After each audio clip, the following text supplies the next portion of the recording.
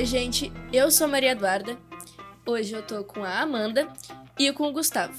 Esse é o Escrita Criativa Cast e agora a gente vai falar sobre um assunto super legal, que é o livro Ilíada. No momento, eu vou entregar o livro pra ti e vai falar um pouquinho sobre ele. Muito obrigada. Oi, gente, eu sou a Amanda. Esse é o livro Ilíada de Homero, que é um livro lá da Antiga Grécia. E essa tradução em específico foi feita por Carlos Alberto Nunes.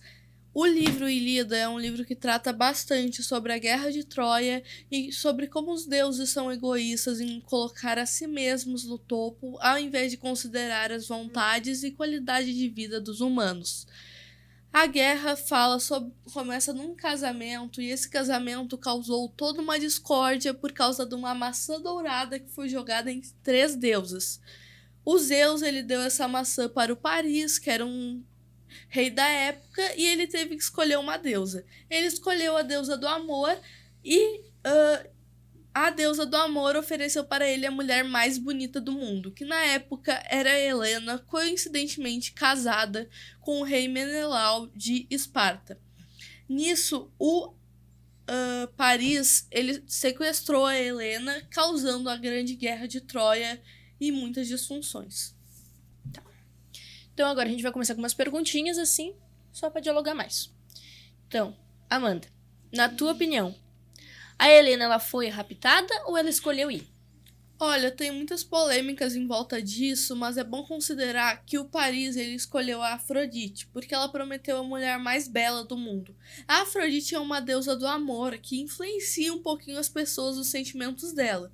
Então eu suspeito que ela tenha colocado a sementinha do amor, plantado um pensamento assim de se apaixonar pelo Paris na cabeça da Helena. Sim. Mas eu não acredito que a Helena seja totalmente infiel e que ela teria cometido adultério se não fosse pela influência da deusa grega do amor. Então, sim, ela foi raptada e teve muito dedinho dos deuses. Sim. Então, no caso, teve bastante teoria sobre culparem ela, no caso, só pelo fato dela ser meio que mulher. Com certeza. Por Tem esse fato bastante mesmo. isso nesse tipo de história antiga grega. Tá. Então agora eu vou vir com o Gustavo e vou te fazer uma pergunta, Gustavo. Se os deuses tivessem convidado a Ares da discórdia, a discórdia teria sido evitada? Essa aí eu não sei. Olha, eu posso dar minha opinião? Pode. Eu acho que mesmo que não tivessem convidado a Ares, teria algum tipo de discórdia, porque, como é óbvio, a Ares é a deusa da discórdia. Então, querendo ou não, poderiam ter evitado a guerra de Troia, mas algum outro desastre ia acontecer. Era inevitável, e Zeus, como o grande monarca do Olimpo, fez o que ele pôde para evitar danos maiores. A morte de Patroclo, ela teria sido evitada se o Agamenon não tivesse tirado a briseta do Aquiles? Então, evidente que sim, né? Porque o Agamenon, quando ele tirou a briseida do Aquiles, o Aquiles ficou bravo e não quis mais batalhar na guerra. Uhum. E isso acabou dando desvantagem para os troianos. Então a pessoa apareceu o Patroclo para deixar tudo estável.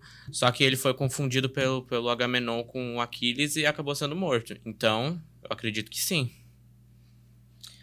Olha, eu concordo com ele, porque o Aquiles realmente era um herói sem pessoas iguais, comparáveis a ele, então ele faria grande diferença na Guerra de Troia, e além da morte do Patroclo, poderia ter evitado muitas outras mortes. Mas a atitude de Agamenon foi extremamente injusta, porque Aquiles não tinha nenhum envolvimento com o fato de Criseida, a escrava de guerra de Agamenon, ter sido tirada dele. Então, vou fazer outra pergunta, meio polêmica também. Qual a sua opinião sobre o ritual fúnebre feito com o corpo do Héctor? Posso ir primeiro? Pode. Eu acho que foi muito justo da parte de Aquiles, porque é conhecido que na Grécia Antiga, se não foi feito um ritual fúnebre no corpo de uma pessoa, ela vai acabar indo para Hades, que, para quem não sabe, é basicamente o submundo de lá. E os corpos têm que ter uma moedinha que vai meio que pagar a tua entrada no Olimpo. Héctor, mesmo depois da morte, ele fez o que pôde para ser um bom rei, e ele merecia ter o descanso eterno até depois da morte. Então eu acho que foi muito justo o que Aquiles fez, e ele é um herói de respeito, apesar de tudo. Tem algo a falar sobre isso? Eu acho que ela tá certa, né? Tu acha? Acho. Então, sobre a atitude dos Zeus ao dar a maçã pro Paris, foi válido? Quer falar? Não, fala. Eu acho que Zeus, ele era um monarca. Tinha 3, basicamente, princesas competindo pela maçã. Uma que era a esposa dele, deusa do casamento e rainha, no caso a Hera. Uma que era filha dos Zeus, a Atena. E a outra que é a deusa que basicamente merecia mais o título. Era uma questão política muito séria. E dependendo de quem ele escolhesse, poderia causar mais guerras e distúrbios piores do que a guerra de Troia em si. E eu acho que a decisão dele foi certa de dar a maçã para o Paris, porque se ele tivesse dado a maçã para qualquer uma delas, ia ter discórdia entre outros domínios do Olimpo. Tem mais alguma coisa a adicionar? Eu acho que eu e o Gustavo poderíamos dar a nossa opinião sobre o livro e tu poderia falar o que acha também. O que tu achou do livro, Gustavo? O que eu entendi, ele é um livro bem interessante. Ele fala, né, da história da mitologia grega, da Guerra dos Troianos. O que eu sei desse livro é que ele só fala do final, né? Porque a guerra em si toda, ela não tá nesse livro. Sim. Tu tá certo, porque a Ilíada só fala dos 10 anos finais da Guerra de Troia, e a Odisseia, que é a sequência dela, vale a pena citar, ela fala da volta das pessoas que sobreviveram dessa guerra, a volta deles para Esparta. Eu posso dar minha opinião sobre o livro agora? Pode. Assim, eu acho que é um clássico grego que vale muito a pena tu ler pelo menos uma vez na tua vida. Porque ele conta histórias que te dão alguns propósitos, sabe? Alguns objetivos e coisas que te ensinam muito. Qualidades heróicas, etc. Tipo a honra de Aquiles de honrar o corpo, o cadáver do seu inimigo mesmo depois da morte. É um livro que foi muito bem escrito e que valeu a pena a leitura. E eu acho que o Gustavo gostou também. Mas eu achei uma história bem completa, assim dizer. E eu achei interessante, por causa que, ao mesmo tempo que eles falam sobre a guerra, eles não estão focando exatamente na guerra.